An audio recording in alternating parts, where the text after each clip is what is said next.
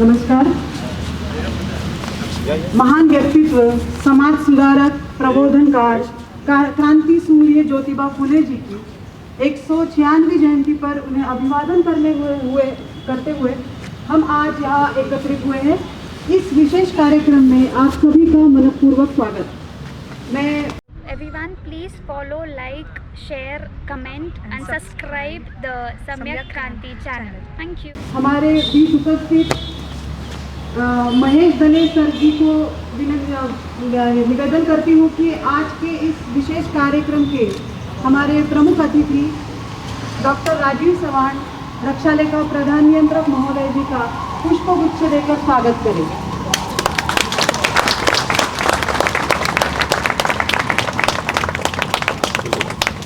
धन्यवाद महोदय। इस विशेष कार्यक्रम में यहाँ उपस्थित हमारे डॉक्टर राजीव चव्हाण जी, रक्षा लेखा प्रधान नियंत्रक महोदय,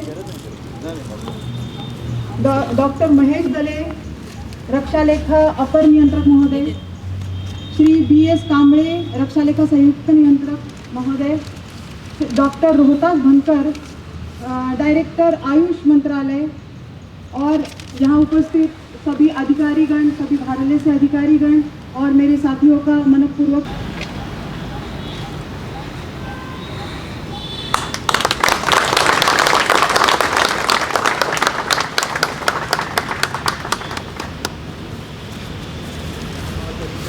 हम अति सामान्य लोग, हम शूद्र, और जो सामान्यों में भी अति सामान्य और शूद्रों में भी शूद्र मानी जाती है वो स्त्रियां, उनके जीवन में विद्या लाकर, उनके जीवन में शिक्षा लाकर, उनका जीवन उजियारा करके अंधियारा समाप्त करने वाले ज्योतिबा, जो अपने नाम के जैसे ही ज्योति है और बाद में वो अपने जीवन में उजियारा लाकर हमारे लिए तो सूर्य ही बन गए।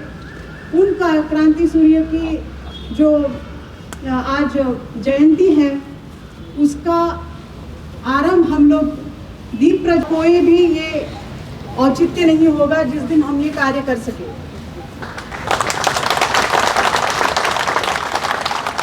महात्मा ज्योतिबा ते पण आपलं भेट घेऊन झाले आहेत, त्यांना पण आभार। नायडू जे आहेत ते पण इथे आलेले आहेत। इतक्या शॉर्ट नोटीसमध्ये ते आल्याबद्दल मी त्यांच्या कृतज्ञ आहे।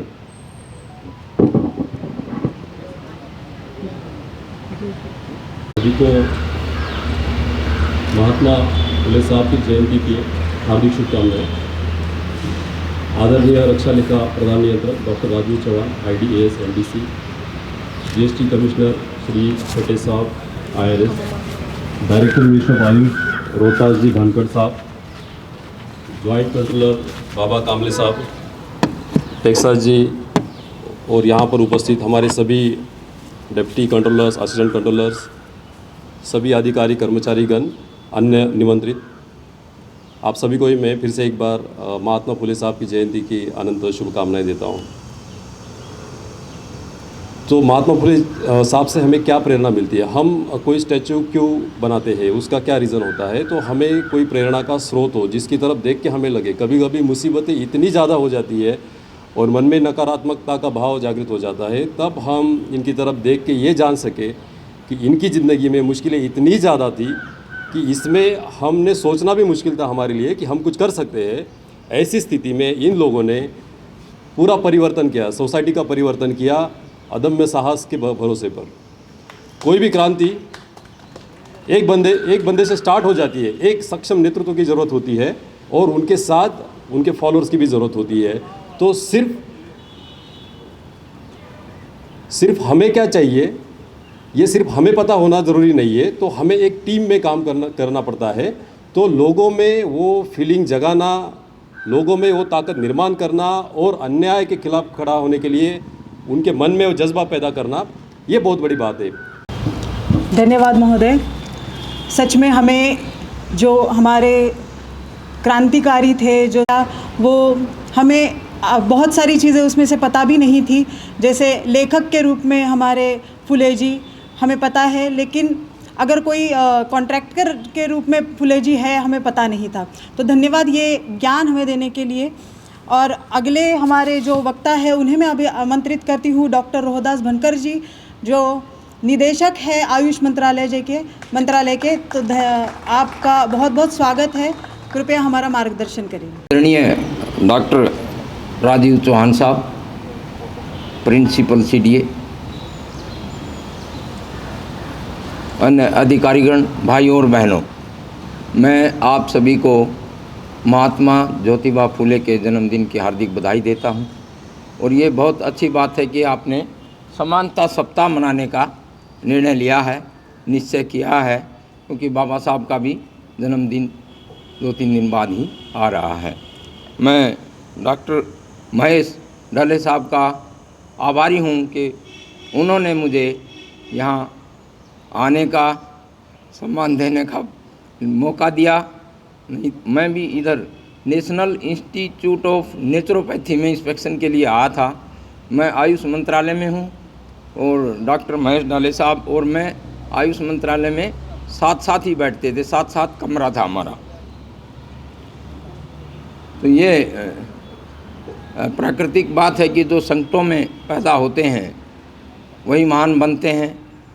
बाबा साहब अम्बेडकर जी और महात्मा ज्योतिबा फुले साहब संकटों में पले और उस समय महिला शिक्षा का बहुत बड़ा काम किया। और उस समय तो क्या, उसके बाद 1971 में हमने पढ़ाई शुरू की, तब भी शेड्यूल कास्ट, शेड्यूल ट्राइब और महिलाओं की शिक्षा तो बहुत कम थी। हूँ हमारे बीच उपस्थित Shri Ajay Dhoke sir, IRS additional commissioner ji का, वे कृपया आए और महात्मा ज्योतिबा फुले जी के बारे में अपने विचार रखें। उपस्थित मान्यवर सबको मेरा जय भीम। और मुझे यहाँ पे बुला के आपने ये सम्मान दिया है, उसके लिए भी बहुत बहुत धन्यवाद। I am not very comfortable with Hindi while speaking, though I can conversate among people but not on dais, so that is why I will use somewhat English. If you see doctor Mahesh डाले जो है, उन्होंने बहुत अलग अलग aspect जो है उन्होंने रखे हैं, but and even I am not able to speak that much on each and every aspect, but I am very influenced by the way he articulated each and every aspect of his personality. The most notable among them was the writing and speeches of Mahatma Phule. Now, why I personally give more importance to writing of Mahatma Phule is because he wrote two main books, and I read it fully. And before reading those books, I was feeling that yes, he's Mahatma, etc., etc. But when I read those two books, those were very small books actually, which are very small books, not very big books, and it is very easy to understand. But then when I read it, then I started falling in love with his writing. Why it is so? Because if you see Shetkarancha Asud, this is only 5-chapter book, but it is so well written, very easy language, very articulative, very thoughtful, and very logically concluded in each of the you can say chapter. If you see the arrangement of the chapter, it is in such a way, you can say what is the condition of the farmers right now, but that is given more in chapter 4. Chapter first is about the prevalent condition in India, about the caste system, etc., etc., and how the upper castes are actually making the people ignorant, keeping the people ignorant, specifically the farmers, and why the farmers are actually dependent on them again, why ignorance about the farmers and they are not conveying the proper messages to the rulers. Second chapter is about the bureaucrats, how the bureaucracy is controlled by a certain section of the population in India, and how that bureaucracy is actually hindering the growth of the you can say the farmers and the artisans in India. Then the third chapter, बात यह है कि वो हमारे ही कार्यालय के निवृत्त कर्मचारी हैं, तो स्वागत है टेक्सास गायकवाड़ सर जी का।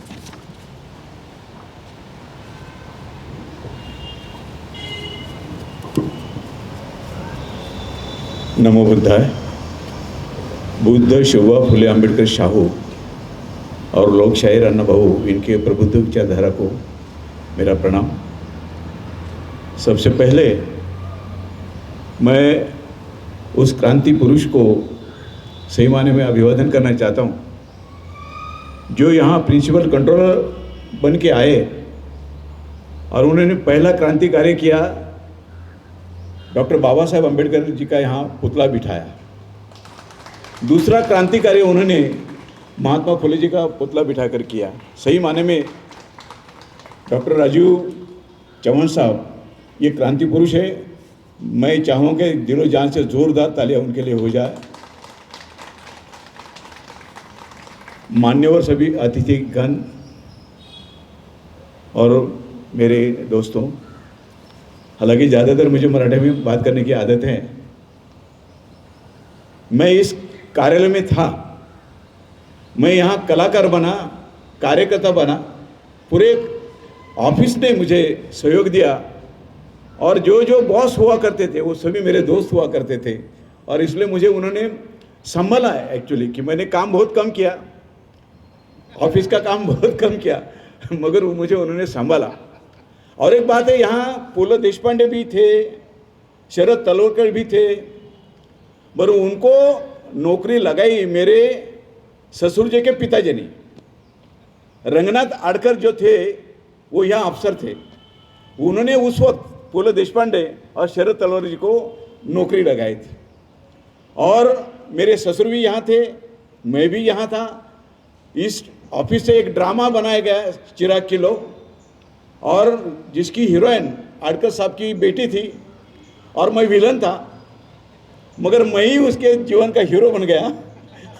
और आज जो कुछ भी मैं हूँ वो मेरे बीवी की वजह से हूँ, नहीं उसका सहारा मुझे कार्य के लिए है। इसलिए इस ऑफिस ने मुझे बहुत कुछ दिया हुआ है, इसलिए मैं कभी भूल नहीं सकता इस ऑफिस का उपकार। दोस्तों, आज महात्मा फुले जी का पुतला अनावरण किया गया। आप सोचिए, दुनिया में सबसे ज़्यादा जो प्रज्ञावंत है, बुद्धिमान है, तथागत डॉक्टर B.R. आम्बेडकर, जो उनको अपना गुरु मानते हैं, तो एक कितने महान होंगे। बात यह है कि बाबा साहब आम्बेडकर जी ने महात्मा फुले जी का इतिहास बाहर लाया और महात्मा फुले जी ने छत्रपति शिवाजी महाराज का इतिहास बाहर लाया। ये रिश्ता देखिए, तो ये तीनों ही महापुरुष जो है, युग पुरुष जो है, वो समता, स्वातंत्र्य, बंधुता और मानवता के लिए लड़े।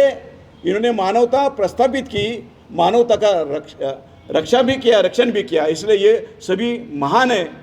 और मैं ये कहूँगा कि जिस तरह बाबा साहब ने इनको गुरु माना, इन्होंने महात्मा फुले जी ने छत्रपति शिवराय को गुरु माना, ये तीनों ही एक ही विचारधारा के हैं। और अभी ये संशोधन हुआ है कि छत्रपति शिवाजी महाराज भी बौद्ध विचारधारा के थे, बौद्ध थे वो भी।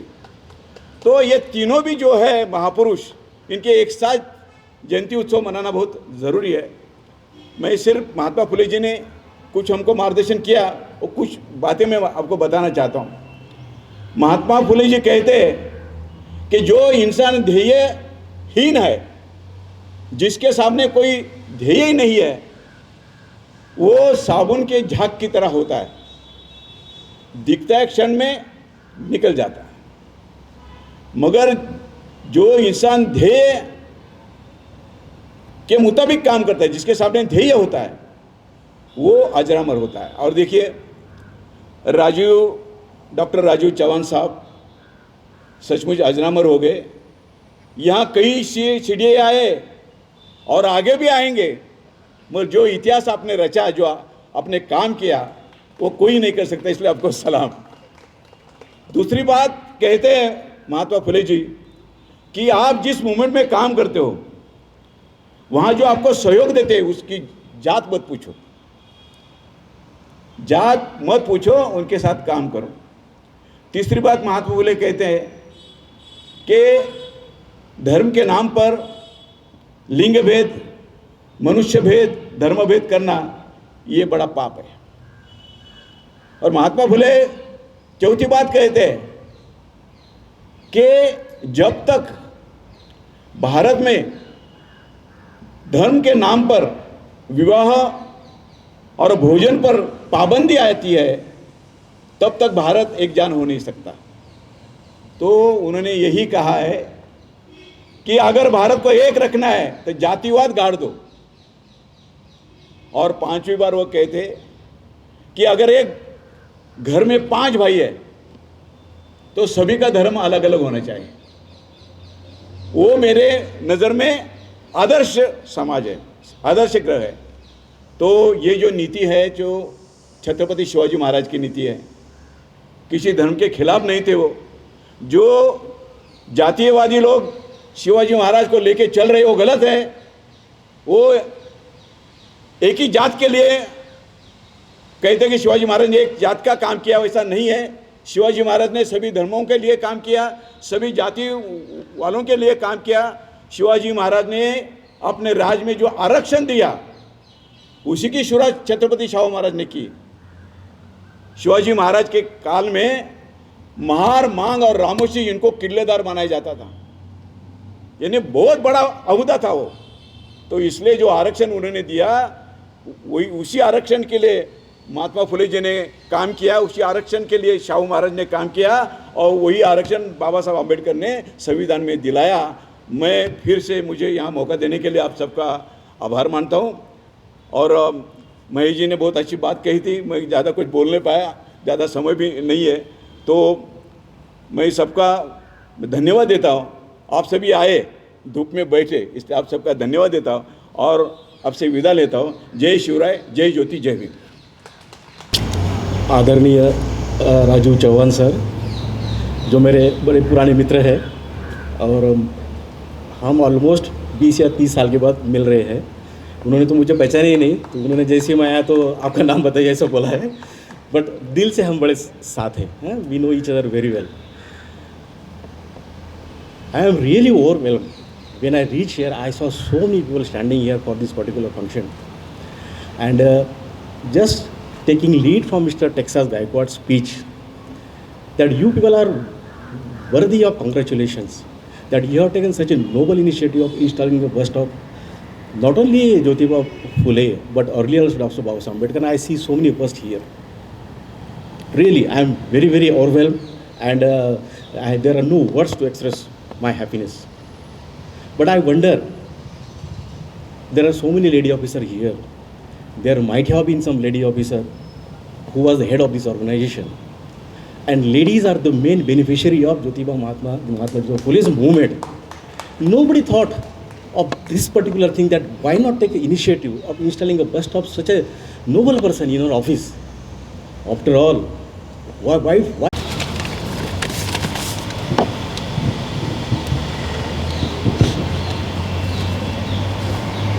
आज के इस पावन अवसर पर,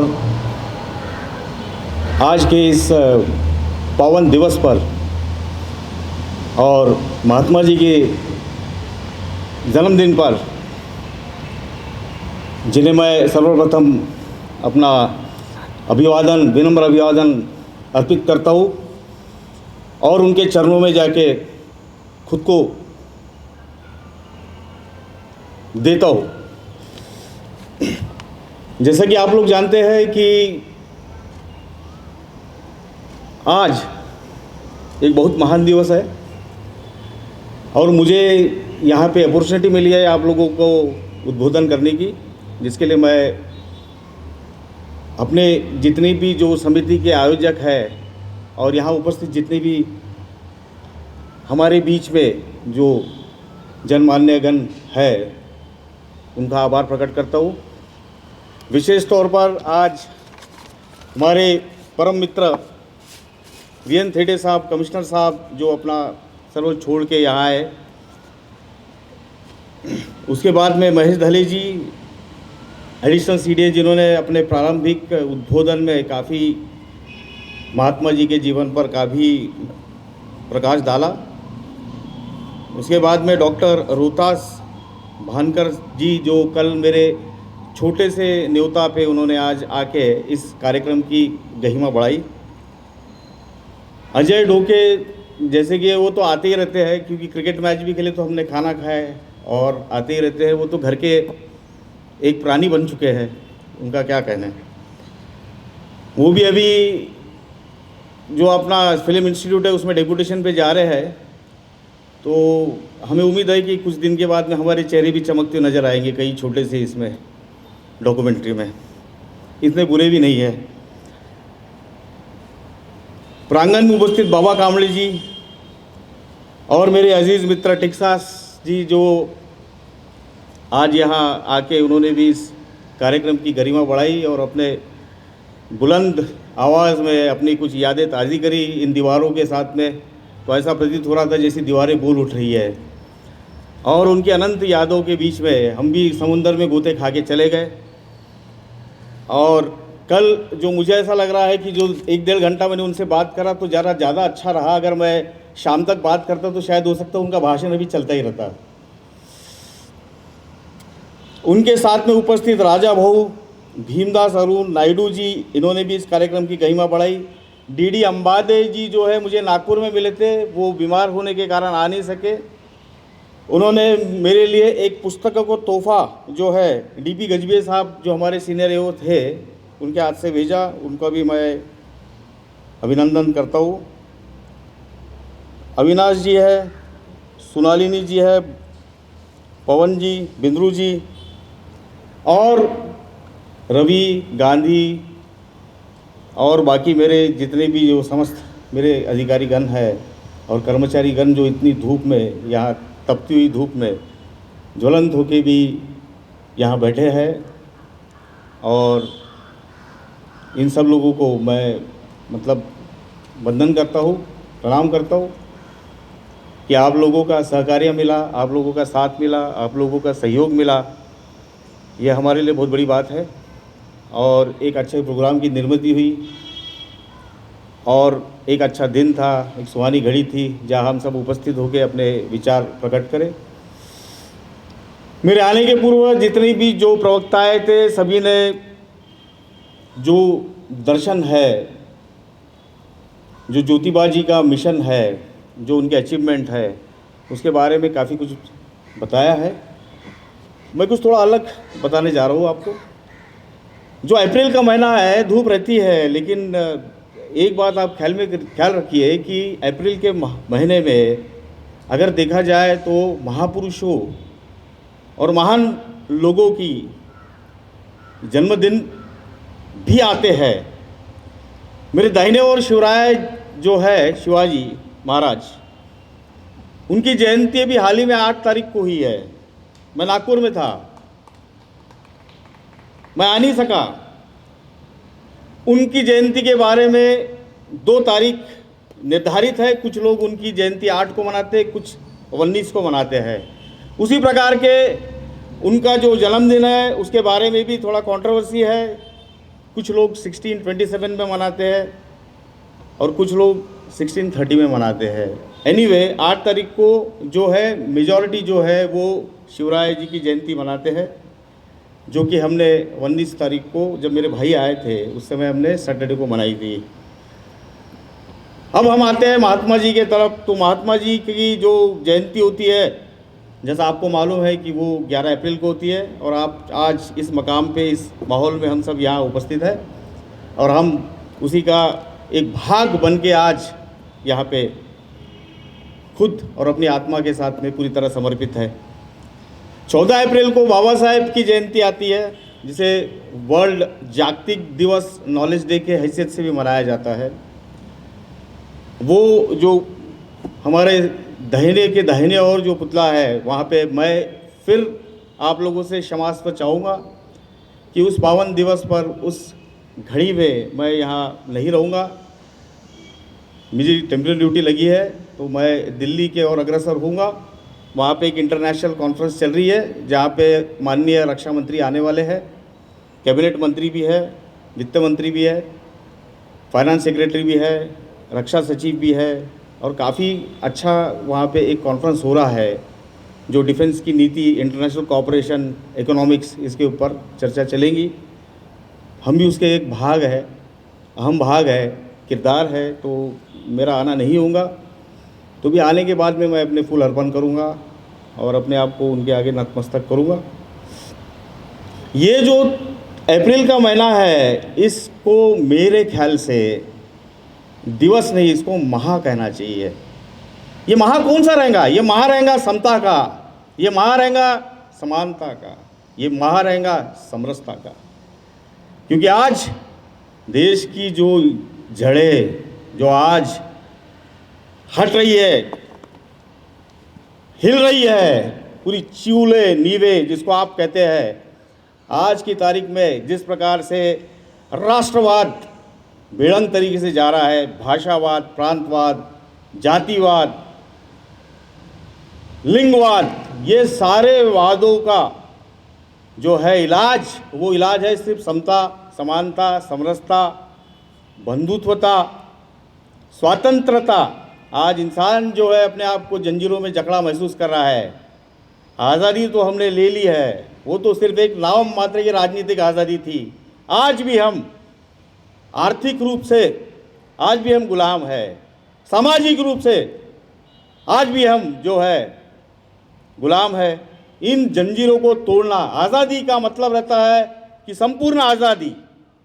जैसा पूर्ण स्वराज की बात जवाहरलाल जी ने करी थी 1930 में लाहौर में, उसी तरह मैं आज़ादी की परिभाषा में समझता हूँ कि आज़ादी का अर्थ है कि मनुष्य जो है वो पॉलिटिकली, सोशली, इकोनॉमिकली आज़ाद रहे। पर आज जो माहौल चल रहा है, उस माहौल में आज इसकी बहुत सख्त ज़रूरत है। सोसाइटी में ये जो इंजंक्शन है, इसका सख्त ज़रूरत है। आत्मचिंतन की ज़रूरत है, आपस में भाईचारा की ज़रूरत है, फ्रेटर्निटी की ज़रूरत है, सबको ले चलने की ज़रूरत है, सर्वधर्म समभाव जो है उसको पालने की ज़रूरत है।